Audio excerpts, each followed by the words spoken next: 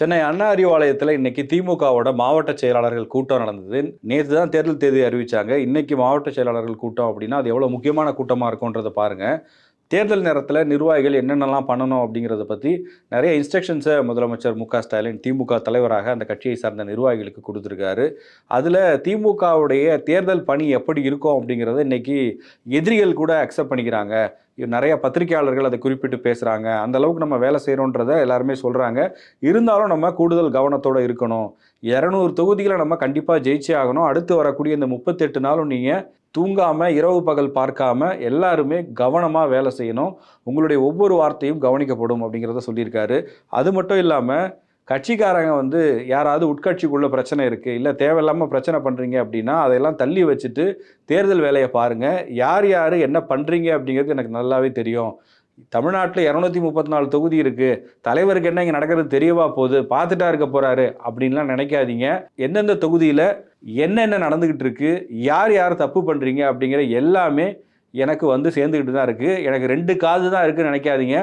234 தொகுதியிலையும் எனக்கு காதுகளும் கண்களும் இருக்குது. அதனால் யார் என்ன தப்பு பண்ணாலும் என்னுடைய கவனத்துக்கு வந்துடும். தேர்தல் நேரம் கூட பார்க்க மாட்டேன். யாராக இருந்தாலும் நான் ஆக்ஷன் எடுப்பேன். எனக்கு தனிப்பட்ட நபர்களை விட கட்சி தான் ரொம்ப முக்கியம். அதனால் அதை மனசில் வச்சுக்கிட்டு வேலை செய்யுங்கன்னு சொல்லியிருக்காரு. இன்னொன்று, மாவட்ட செயலாளர்களுக்கு ரொம்ப முக்கியமான ஒரு விஷயம் சொல்லியிருக்காரு. நம்ம சீனியாரிட்டி அடிப்படையில் தான் தலைவர் எல்லாமே கொடுப்பாரு அப்படிங்கிற எண்ணத்தில் கட்சி வேலை செய்யாமல் இருந்தீங்க அப்படின்னா சீனியர்லாம் நான் பார்க்கவே மாட்டேன். அடுத்த முறை நம்ம கண்டிப்பாக ஆட்சி அமைப்போம். அப்படி ஆட்சி அமைக்கும் போது யாருக்கு முக்கியத்துவம் இருக்கும் அப்படின்னா, எந்த மாவட்ட செயலாளர் நிறைய வெற்றிகளை பெற்று கொடுத்துருக்கிறாரோ அவங்களுக்கு தான் முக்கியத்துவம் இருக்குமே தவிர, சீனியருங்கிறதுக்காகவே ஒருத்தருக்கு பதவி மற்ற விஷயங்கள் எல்லாம் கிடைக்காது. அதனால் இதை மனசில் வச்சுக்கிட்டு வேலை செய்யுங்க. யார் சரியாக வேலை செய்யாமல் வேட்பாளர்களை ஜெயிக்க வைக்காமல் இருக்கீங்களோ கண்டிப்பாக அவங்க மேலே நடவடிக்கை இருக்கும். உங்களுக்கு கொடுக்கப்பட்டிருக்கக்கூடிய பொறுப்பையும் கண்டிப்பாக நான் தூக்கிடுவேன், நான் பார்க்கவே மாட்டேன், இதை மைண்டில் வச்சுட்டு வேலை செய்யுங்கன்னு சொல்லி ரொம்ப ஸ்ட்ரிக்டாகவே கட்சிக்காரங்க கிட்ட முதலமைச்சர் பேசியிருக்காரு. அதோட திமுக ஆட்சியில் செஞ்ச நலத்திட்டங்கள் பற்றியும் குறிப்பிட்டு பேசியிருக்காரு. பொங்கலுக்கு 3000 ரூபா கொடுத்துருக்கோம். அது மட்டும் இல்லாமல் இப்போ சமீபத்தில் நம்ம கோடைக்கால சிறப்பு நிதி உள்ளிட்ட உரிமை தொகை 5000 ரூபா கொடுத்துருக்கோம். அது மட்டும் இல்லாமல் சிறப்பு நிதியாக, அதாவது மாற்றுத்திறனாளிகள், முதியோர் போன்றவர்களுக்கும் நம்ம 2000 ரூபா கொடுத்துருக்கோம். இப்படி எல்லாருக்குமே மக்களுக்கு என்னென்ன தேவைகள் இருக்கோ அது எல்லாத்தையுமே நம்ம முழுமையாக சரி பண்ணியிருக்கோம். அவங்களுடைய எதிர்பார்ப்புகளை முழுமையாக பூர்த்தி செஞ்சுருக்கோம்.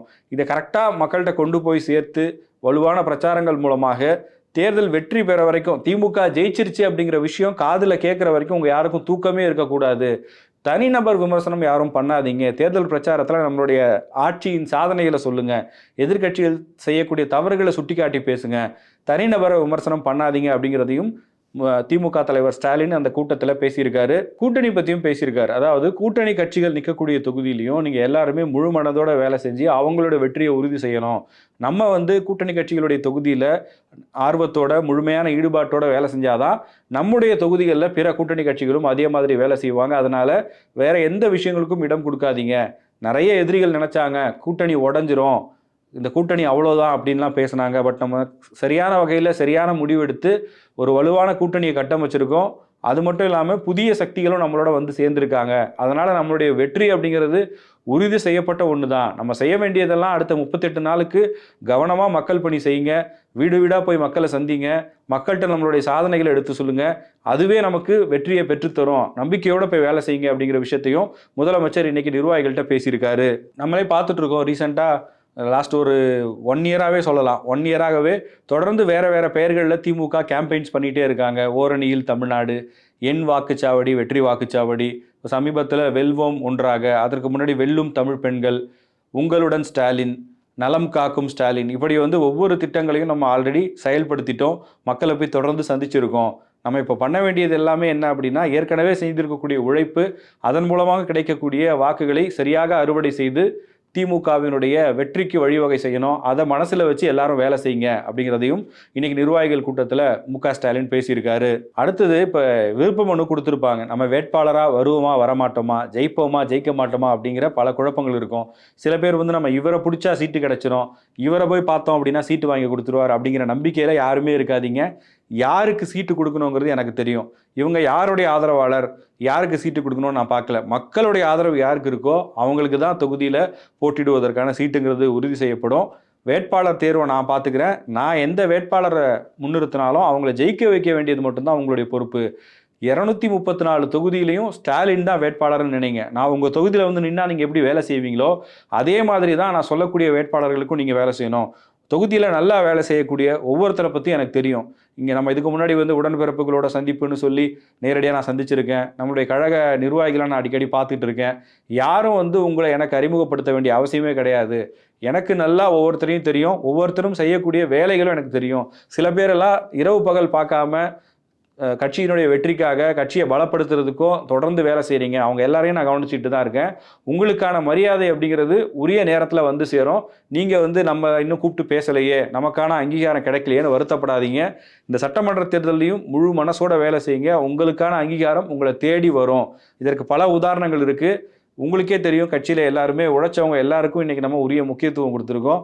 அந்த அடிப்படையில நீங்களும் சரியான முறையில கட்சி பணிகளை செஞ்சு கட்சியினுடைய வேட்பாளர்களையும் கூட்டணி வேட்பாளர்களையும் ஜெயிக்க வைக்கிறீங்க அப்படின்னா உங்களுக்கான உரிய மரியாதையை கண்டிப்பா நான் தருவேன். அதற்கான உறுதியை நான் கொடுக்குறேன் அப்படின்னும் சொல்லியிருக்காரு. இதுல வாக்குச்சாவடி முகவர்கள் எப்படி வேலை செய்யணும் அப்படிங்கிறதையும் சொல்லியிருக்காரு. தேர்தல் நேரத்தில் நம்ம இவ்வளோ நாள் கஷ்டப்பட்டது மட்டும் இல்லாமல் வாக்கு சேகரிக்கிறோம், அதுக்கடுத்து வாக்குப்பதிவு செய்யக்கூடிய நாள் அன்னைக்கும் நம்ம எல்லாருமே ரொம்ப கவனமாக இருந்து சரியான முறையில் வாக்குப்பதிவு நடக்குதா அப்படிங்கிறத என்ஷூர் பண்ணணும்.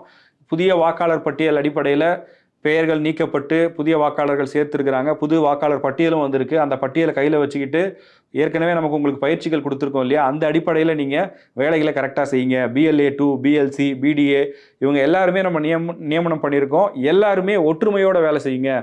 உங்களுக்குள்ள தனிப்பட்ட பகையோ காழ்ப்புணர்ச்சியோ இருந்தால் கூட அந்த தேர்தல் முடிகிற வரையும் தள்ளி வச்சிருங்க.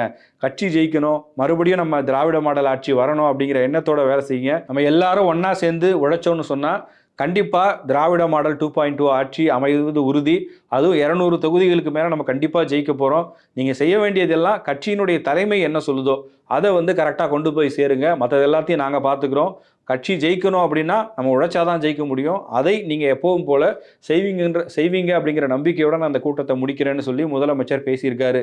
இந்த கூட்டத்தை எடுத்துக்கிட்டோம் அப்படின்னா மாவட்ட செயலாளர்கள் மட்டும் இல்லாமல் மூத்த அமைச்சர்கள், திமுகவினுடைய துணை பொதுச் செயலாளர்கள், தலைமை நிலைய செயலாளர்கள்னு முக்கிய நிர்வாகிகள்லாம் கலந்துக்கிட்டாங்க. துணை முதலமைச்சர் உதயநிதி ஸ்டாலினும் இந்த கூட்டத்தில் இருந்திருக்கிறாரு. இந்த மாவட்ட செயலாளர்கள் எல்லாருமே இன்னைக்கு சென்னைக்கு வந்து முதலமைச்சர் நடத்தக்கூடிய இந்த ஆலோசனை கூட்டத்தில் பங்கெடுத்த பிறகு உடனடியாக எல்லாருமே அவங்களுடைய சொந்த மாவட்டங்களுக்கு கிளம்பிட்டாங்க.